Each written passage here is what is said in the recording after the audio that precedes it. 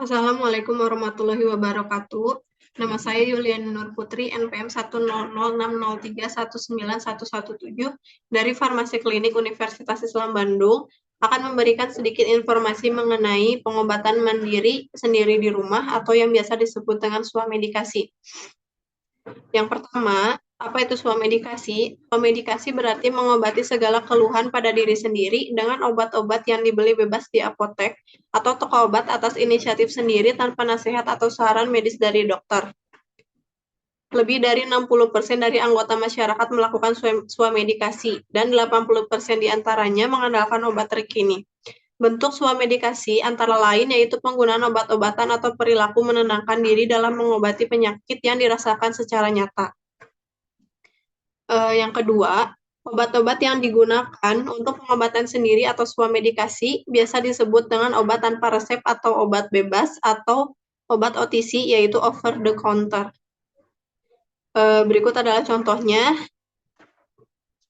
Ini adalah obat OTC, ini adalah obat bebas, dan ini adalah obat bebas terbatas. Biasanya obat-obat bebas tersebut dapat diperoleh di toko obat, apotek, supermarket, hingga warung-warung di dekat rumah. Sedangkan obat-obat yang hanya dapat diperoleh dengan resep dokter biasa disebut dengan obat resep. Medikasi boleh dilakukan untuk kondisi penyakit yang ringan, umum, dan tidak akut. Contohnya adalah penyakit demam, batuk, flu, mah, diare, demam, nyeri, pusing, penyakit kulit, dan lain-lain.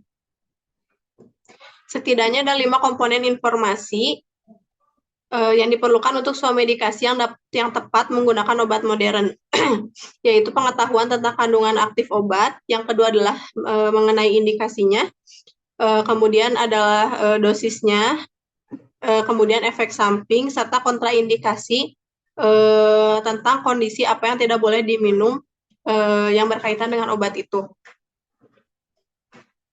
Kemudian terdapat kriteria obat yang telah ditentukan sesuai dengan Permenkes nomor 919 tahun 1993 mengenai kriteria obat yang dapat diserahkan tanpa resep. Yang pertama adalah tidak dikontraindikasikan untuk penggunaan pada wanita hamil, anak di bawah usia 2 tahun, dan orang tua di atas 65 tahun.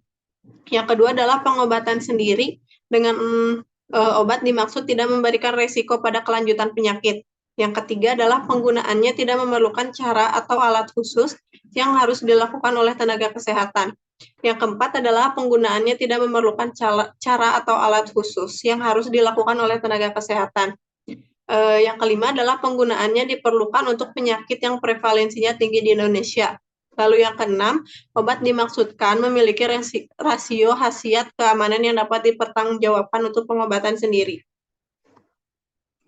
Kemudian hal-hal yang harus diketahui sebelum melakukan pengobatan pada diri sendiri adalah yang pertama dengan mengenali kondisi tubuh, yang kedua dengan memastikan apakah masalah kesehatan Anda memerlukan pemeriksaan dokter atau tidak, yang ketiga adalah apakah Anda memerlukan obat, yang keempat adalah konsultasikan dengan apoteker tentang obat yang dapat diperoleh tanpa resep dokter untuk mengatasi masalah kesehatan yang kita alami. Lalu, pastikan untuk mengetahui cara pemakaian obat serta cara penyimpanan obat yang baik dan benar. Kemudian, apa yang harus diperhatikan saat melakukan swamedikasi? Ketika pasien atau konsumen memilih untuk melakukan swamedikasi, ada beberapa hal yang perlu untuk diperhatikan supaya pengobatan tersebut dilakukan dengan tepat dan bertanggung jawab.